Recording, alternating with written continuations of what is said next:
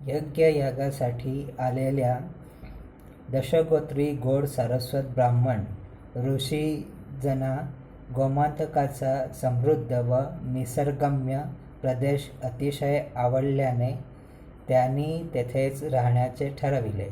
परशुरामाने सुद्धा त्यांना त्या प्रदेशात राहण्यास शुभा देऊन गोत्र प्रवराप्रमाणे विभागवार त्यांना वसविल्या.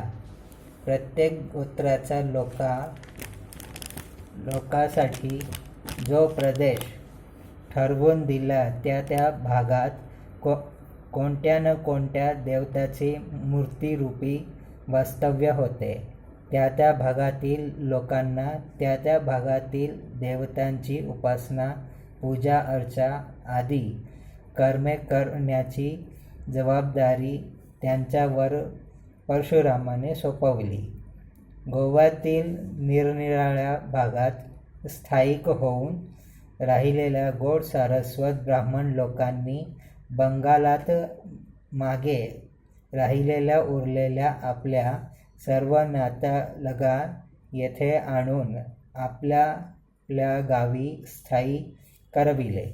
अशा प्रकारे गोड सारस्वत ब्राह्मण लोकांच्या 10ही गोत्रांच्या लोकांचे वास्तव्य गोव्यात कायमचे झाले व तेथे ते स्थायिक होऊन राहिले.